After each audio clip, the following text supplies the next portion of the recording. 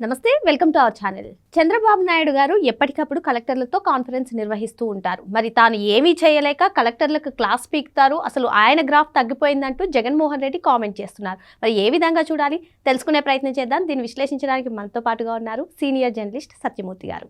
నమస్తే సార్. నమస్కారం అండి. చంద్రబాబు నాయుడు గారు ఎప్పటికప్పుడు కలెక్టర్లతో సమీక్ష నిర్వహిస్తూనే ఉంటారు సార్. మరి జగన్మోహన్ రెడ్డి దీనిపైన కామెంట్స్ చేశారు. అసలు చంద్రబాబు ఏం చేయలేక కలెక్టర్లకు క్లాస్ పీకుతూ ఉంటారు, చంద్రబాబు గ్రాఫ్ తగ్గిపోతుంది, కలెక్టర్లది కాదు, ఆయన ఈ విధంగానే అధికారులపైన నెపం వేస్తూ ఉంటారు, ఆయన ఏం చేయలేక అని జగన్మోహన్ రెడ్డి కామెంట్స్ చేస్తున్నారు.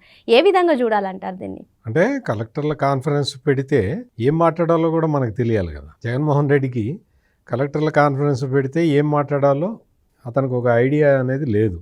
అతను ముఖ్యమంత్రిగా ఉన్నంతకాలం ఒక్కసారి పెట్టాడు కలెక్టర్ల కాన్ఫరెన్స్, ఆ ప్రజావేదికని కూల్చేయడానికి పెట్టాడు. ఇంకా ఆ తర్వాత మళ్ళీ అసలు అటువంటి కార్యక్రమాలు ఏం లేవు. కలెక్టర్లతోటి మాట్లాడాలి అంటే చంద్రబాబు నాయుడికి సబ్జెక్టు తెలుసు కాబట్టి ఇప్పుడు ఇది 5వ కలెక్టర్ల కాన్ఫరెన్స్. చంద్రబాబు నాయుడికి సబ్జెక్టు తెలియటం ఒకటి. రెండో పాయింట్ ఏంటి అంటే గవర్నమెంట్ని డ్రైవ్ చేసే పాలసీలు ఉండాలి.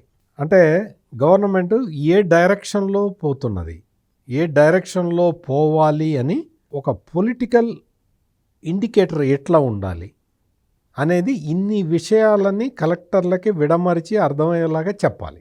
జగన్మోహన్ రెడ్డికి మరి ఇటువంటివన్నీ ఏం తెలియవు కదా. అందుకని జగన్మోహన్ రెడ్డి కలెక్టర్ల కాన్ఫరెన్స్ పెట్టే అవసరమూ లేదు, అతనికి అంత ఆలోచన జ్ఞానం కూడా లేదు. ఇక్కడ చంద్రబాబు నాయుడు ప్రభుత్వము రకరకాల కొత్త విధానాలను తీసుకొస్తున్నది. ఉదాహరణకి గూగుల్ ఏఐ డేటా సెంటర్ని తీసుకురావటం. దాన్ని తీసుకురావాలి అంటే నీకు ఒక విధానపరమైన ఒక పాలసీ డాక్యుమెంట్ ఉండాలి కదా. ఆ పాలసీ డాక్యుమెంట్ రెడీ చేయాలి అంటే క్షేత్రస్థాయిలో పరిశోధన చేయాలి కదా. క్షేత్రస్థాయిలో పరిశీలన చేసిన తర్వాత అక్కడ స్థానిక పరిస్థితులు కలెక్టర్కి అర్థం కావాలి కదా. ఆ కలెక్టర్ ఇచ్చే రిపోర్టులు ఇవన్నీ కూడా, అంటే రేపొద్దున ప్రాజెక్టు ఇంప్లిమెంట్ చేయాల్సింది జిల్లా కలెక్టర్ కదా. ముందు నుంచే అతనికి ఒక ఐడియా కనుక ఫ్రేమ్ చేయగలిగితే, గవర్నమెంట్ క్లియర్ కట్ పాలసీని చెప్పగలిగితే ఆయన ప్రాజెక్టుని ఎగ్జిక్యూట్ చేయటం ఈజీ అవుతుంది. అదేవిధంగా రాష్ట్రం మొత్తంలో రకరకాల ప్రాజెక్టులు, అంటే టూరిజం ప్రాజెక్టులు కానీ, ఐటీ ప్రాజెక్టులు కానీ, ఇండస్ట్రియల్ ప్రాజెక్టులు కానీ, ఇటువంటివన్నీ కూడా ఇంప్లిమెంట్ అవుతూ ఉన్నాయి. ఈ దశలో కలెక్టర్లకి విషయ పరిజ్ఞానం ఉండాల్సిన అవసరం ఉన్నది. ఆ విషయ పరిజ్ఞానం ఎట్లా ఉండాలి, నీకు పొలిటికల్ లీడర్షిప్ ఏ డైరెక్షన్లో పోతున్నది అని చెప్పాలి అంటే వాళ్ళతోటి ఇంటరాక్ట్ కావాలి.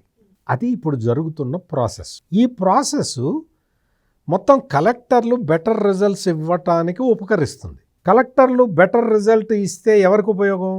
ప్రజలకు ఉపయోగం. ఇప్పుడు ఏదైనా ఒక టూరిజం ప్రాజెక్టుని ఇంప్లిమెంట్ చేయాలి. టూరిజం ప్రాజెక్టుని ఇంప్లిమెంట్ చేయాలి అంటే గవర్నమెంట్ ఏం ఆలోచిస్తున్నదో తెలియకుండా కలెక్టరు దాన్ని అవగాహన చేసుకొని ఇంప్లిమెంట్ చేయటానికి టైం పడుతుంది. అట్లా ఉదాహరణకి కలెక్టర్ మీదే అంటే ఏ ప్రాజెక్ట్ అయినా సరే కలెక్టర్ మీదే వదిలేసి ఏదో కాగితం పంపించి, ఇదిగో బలానా సంస్థతోటి మేము ఎంఓయూ చేసుకున్నాం, దీన్ని నువ్వు ఇంప్లిమెంట్ చేయని పంపిస్తే అది ఆయనకి తోచినట్టు ఆయన ఇంప్లిమెంట్ చేస్తాడు. అలా కాకుండా మా ఐడియా ఇది, మా ఐడియాని కార్యాచరణలో పెట్టు అని కలెక్టర్కి చెబితే ఈ మొత్తం ఈ ప్రాజెక్టు మొత్తాన్ని తొందరగా ఇంప్లిమెంట్ చేసి బెటర్ రిజల్ట్ వచ్చేలాగా కలెక్టర్ చేయగలుగుతాడు. అంటే సార్, ఇక్కడ ప్రజలకు ప్రభుత్వానికి వారధిగా పనిచేసేది అధికారులే. అటువంటి అధికారులతో కాన్ఫరెన్స్ నిర్వహించడం పైన కూడా సెటైర్లు వేయడాన్ని, అంటే ఆయన కూడా ముఖ్యమంత్రిగా పనిచేశారు కదా, ఏ విధంగా చూడాలంటారు? అతనికి డైరెక్షన్ లేదు కదా. అతనికి ఎంతసేపటికి మద్యం కుంభకోణం చేయాలి, కలెక్టర్ల కాన్ఫరెన్స్ పెట్టి చేయలేడు కదా. నీకు భూములు ల్యాండ్ టైటిలింగ్ యాక్ట్ అన్న పేరుతోటి ఒక చట్టాన్ని తీసుకొచ్చి సాధారణ రైతుల భూములు కొట్టేయాలి. అది మరి కలెక్టర్ల కాన్ఫరెన్స్లో చెప్పలేడు కదా ఆ విషయాన్ని. ఇట్లా జగనన్న కాలనీలు అని పెట్టాలి. ఈ కాలనీలకి భూ సమీకరణ, వాడెవడో అక్కడున్న ఎమ్మెల్యే, వాళ్ళ వైసీపీ ఎమ్మెల్యే వాడెవడి దగ్గర ల్యాండ్ కొట్టేసి తీసుకొచ్చి ఇస్తాడు, దాన్ని ముందరికి తీసుకెళ్ళాలి. ఇవన్నీ ప్రొసీజర్కి వ్యతిరేకంగా ఉంటాయి కదా. మరి ఇవన్నీ కలెక్టర్లకి ముందర చెప్తే చేయరు కదా వాళ్ళు. అందుకని జగన్మోహన్ రెడ్డి కలెక్టర్ల కాన్ఫరెన్స్ పెట్టడం వల్ల ప్రయోజనం లేదు. చంద్రబాబు నాయుడు కలెక్టర్ల కాన్ఫరెన్స్ పెట్టకపోతే ప్రయోజనం లేదు. ఈయన కలెక్టర్ల కాన్ఫరెన్స్ పెట్టాలి. ఇది ఈ జిల్లాలో, మీ జిల్లాలో ఇండస్ట్రియలైజేషన్ బాగా జరగాలండి, మేము బలానా ప్రాజెక్టు కేంద్రం ఓకే అన్నది ఇప్పుడు తీసుకొస్తున్నాము, త్వరలో MOU చేసుకుంటాము, మీరు గేరప్ కండి, మీ యంత్రాంగాన్ని సన్నద్ధం చేసుకోండి అని చెప్పాలి. ఇదిగోండి మేము ఆక్వాకల్చర్లో ఇదిగో ఈ విధంగా చేస్తున్నాము, ఇగో మీరు ఈ జిల్లా కలెక్టర్ కాబట్టి మీరు సావధానంగా వినండి అని ఆ కలెక్టర్కి చెప్పాలి. ఇప్పుడు చంద్రబాబు నాయుడు ఈ కలెక్టర్ల కాన్ఫరెన్స్లో చేస్తున్న ప్రయోగం ఏంటంటే, అంటే మొదటి నుంచి అదే ప్రయోగం చేస్తున్నాడు. ఏంటి అంటే యంగ్ ఆఫీసర్లని, అంటే కలెక్టర్లే కాకుండా కొత్తగా సర్వీసుల్లో చేరిన వాళ్ళని, అంటే కన్సిడరబుల్లీ తక్కువ సర్వీస్ ఉన్న ఆఫీసర్లతోటి ఒక్కొక్క ఆస్పెక్ట్ మీద ప్రజెంటేషన్స్ ఇప్పిస్తూ ఉన్నాడు.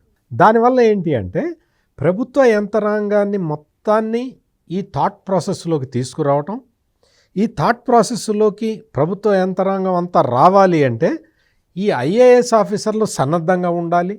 అటువంటి సన్నద్ధత IAS ఆఫీసర్లకి తెప్పించటానికి ఆయన ఇటువంటి ఎక్సర్సైజులు చేస్తూ ఉన్నాడు. చేస్తూ ఉంటే ఒక జూనియర్ IAS ఆఫీసరు ఒక ప్రజెంటేషన్ ఇచ్చి చెప్పాడు అనుకోండి, దాంతో ఏమవుతుంది, సీనియర్లకి అంటే అప్డేట్ కాని సీనియర్లకి కొత్త ఇన్ఫర్మేషన్ తెలుస్తుంది. జిల్లాల్లో పనిచేసే కలెక్టర్లకి ఈ ఇన్ఫర్మేషన్ని క్షేత్రస్థాయిలో ఎలా చేయాలో వాళ్ళకు ఒక ఐడియా వస్తుంది. ఈయన ఒక ప్రజెంటేషన్ ఇచ్చాడు అంటే ఆ సబ్జెక్ట్ మీద ఈయన థరోగా స్టడీ చేసి ఉంటాడు కాబట్టి భవిష్యత్తులో ఈయన సేవలు గవర్నమెంట్కి చాలా ఉపయోగపడతాయి. గవర్నమెంట్కి ఉపయోగపడటము అంటే ఒక పాలసీని సమర్థంగా ఇంప్లిమెంట్ చేయటము అంటే ప్రజలకి మేలు చేయటం. ఇంత లాజిక్ ఉంది కాబట్టే చంద్రబాబు నాయుడు ఇది 5వ కలెక్టర్ల కాన్ఫరెన్స్. కలెక్టర్ల కాన్ఫరెన్స్ అయిపోయిన తర్వాత ఎస్పీలతో మాట్లాడతాడు. ఎస్పీలతో మాట్లాడిన తర్వాత ఈ లా అండ్ ఆర్డర్ సిచ్యుయేషను అదంతా కూడా సెట్ చేయటానికి, ఎజెండా సెట్ చేసుకోవటానికి గవర్నమెంటు ఇంకొక విషయం మీతో చెప్పాల్సిన విషయం ఏంటంటే, ప్రభుత్వాన్ని, ప్రభుత్వ వ్యవస్థల్ని, ప్రభుత్వ అధికార యంత్రాంగాన్ని, పోలీసుల్ని, ఇతర అన్ని వ్యవస్థల్ని జగన్మోహన్ రెడ్డి ధ్వంసం చేశాడు. ఒక్కొక్క వ్యవస్థని పునర్నిర్మాణం చేసుకుంటూ రావాలి. అది చాలా టైం టేకింగ్ ప్రాసెస్ కాబట్టి తన ఆలోచనలని కలెక్టర్లకి చెప్పటం ద్వారా రిజల్ట్స్ తొందరగా రావాలి అని చంద్రబాబు నాయుడు ఐడియా. ఆ ఐడియా ప్రకారం ఈ ఆఫీసర్లందరినీ తయారు చేసుకుంటూ ఉన్నాడు. జగన్మోహన్ రెడ్డి ఏం చేశాడు, IAS ఆఫీసర్లని సొంతానికి వాడుకొని మా సిమెంట్ కంపెనీకి ల్యాండ్ ఇవ్వు, మా సిమెంట్ కంపెనీకి సున్నపు గనివ్వు, మావాడిదే లిక్కర్ అంతా మనం అమ్ముకుందాము, మనం ఇది చేద్దాము, ల్యాండ్ లాక్ కొట్టేద్దాము, ఇసుక కాంట్రాక్టు ఇదిగో ఇది మావాడిది, వీడికి కాంట్రాక్ట్ ఎట్లా ఇద్దామో చెప్పు అని ఇటువంటివి IAS అధికారులతోటి ఈ పనులు చేయించిన జగన్మోహన్ రెడ్డి IAS ఆఫీసర్లు దాదాపుగా చాలామందిని జైలుకి వెళ్ళేలాగా చేశాడు. జగన్మోహన్ రెడ్డితో ఉండే IAS అధికారులు జైలుకు వెళ్తారు. చంద్రబాబు నాయుడుతోటి ఉండే IAS అధికారులు వాళ్ళు సమాజానికి ఉపయోగపడతారు. Same in the case of IPS officers also.